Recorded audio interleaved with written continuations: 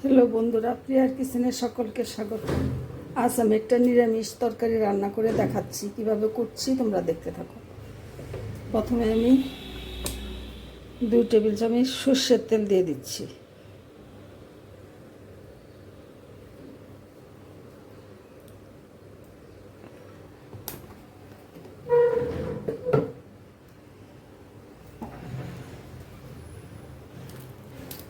দিয়ে দিচ্ছি একটা শুকনো লঙ্কা,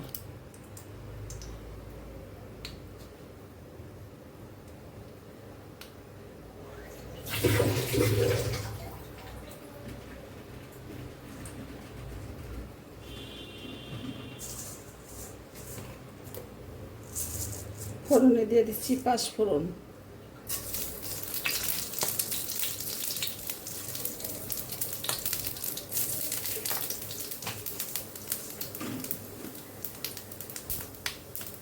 এখানে আমি সব রকম সবজি, বেগুন, আলু, মিষ্টি কুমড়ো, তারপর সজনে ডাঁটা, রাঙা আলু, পটল সব কিছু মিলিয়ে নিয়েছি, কেটে নিয়েছি, কেটে ভালো করে ধুয়ে নিয়েছি। এখন আমি দিয়ে দিচ্ছি।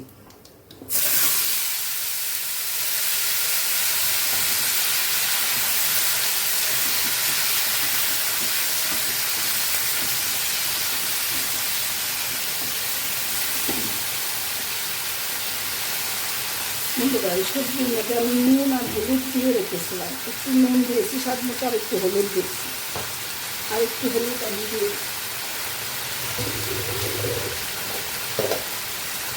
আর একটু সামান্য হলুদ আমি দিয়ে দিচ্ছি।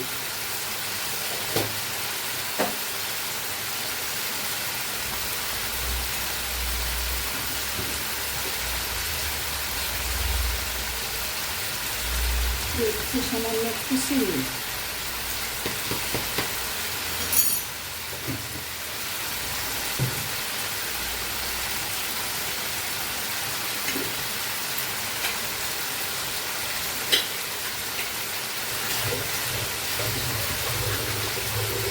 ঢাকা দিয়ে সিদ্ধ হতে দেবো।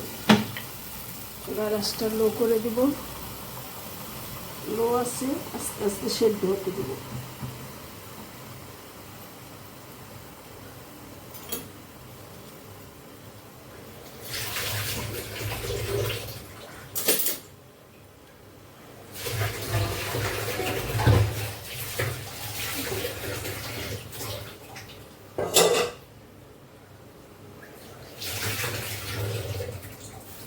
দেখতে থাকো বন্ধুরা, আমি ফিরে আসছি 5 মিনিট পর।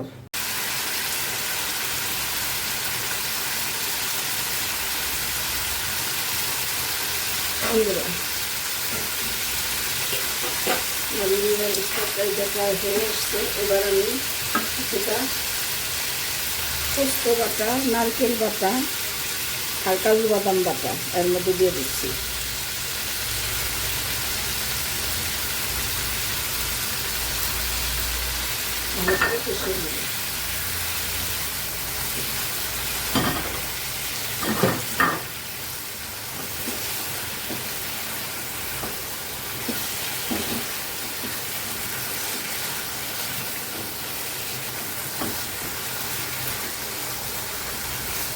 একদম আমি জলটা একদমই শুকিয়ে ঝরঝরা করে নেব। এই পোস্ত, কাজু বাদাম আর নারকেল বাটা এটা দেওয়াতে তরকারিটা অনেক বেশি টেস্ট হয়।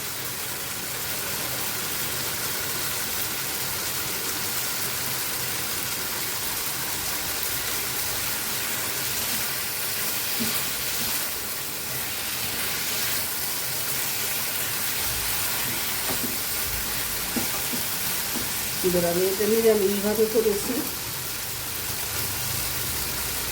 দেখতে থাকো বন্ধুরা।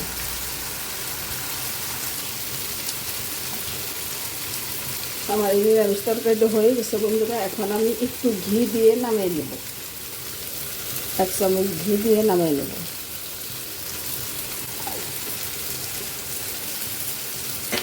নামিয়ে নিয়ে ফিরে আসছি, দেখতে থাকো বন্ধুরা। এই দেখো নিরামিষ তরকারিটা রান্না হয়ে গেছে, কাজু বাদাম বাটা, পোস্ত বাটা আর নারকেল বাটা একসাথে দিয়ে আমি রান্না করেছি। এইভাবে তোমরা রান্না করে খেয়ে দেখো, আশা করি ভালো লাগবে।